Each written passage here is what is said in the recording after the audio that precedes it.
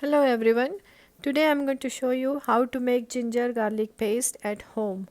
It's an essential part of Indian cooking, and quite often in the recipes you will see it is asking for either minced ginger and garlic or ginger garlic paste.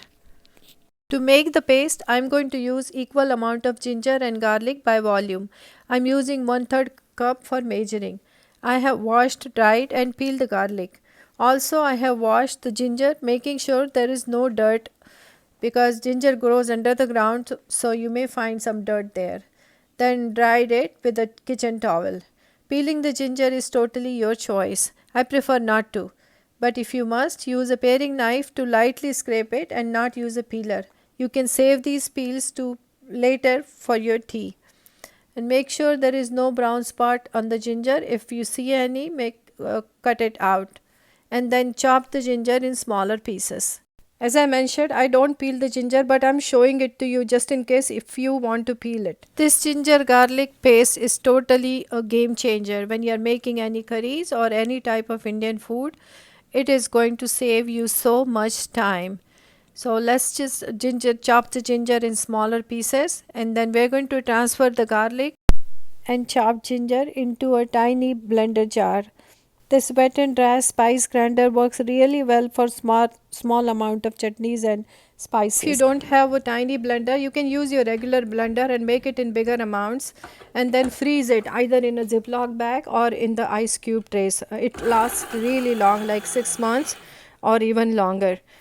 So now the chopping is just done. So I'm going to blend it into a smooth paste.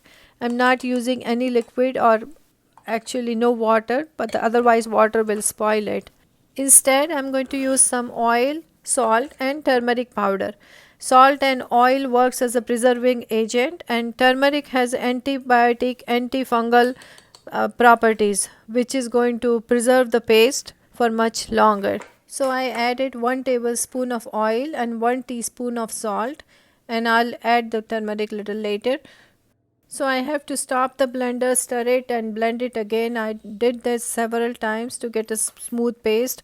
Since there is no water or not much of a liquid, it takes little longer to blend it, but in total it takes only 5 minutes to make the paste.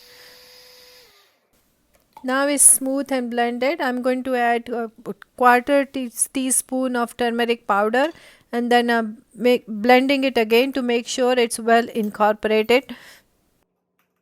So now paste is ready, and we are going to transfer it to a glass jar. I reuse these glass jars. I have saved it from artichoke hearts, and it's a small jar and it's really useful and very good for such a small quantity.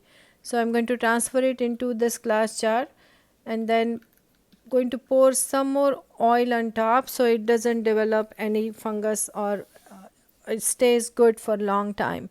Oil really helps preserving this paste for a long time. You can see how nice and smooth this paste is, and if you like my recipe, please subscribe to my channel. So next time whenever any recipe calls for ginger garlic paste, you will have this ready and it will save you a lot of time.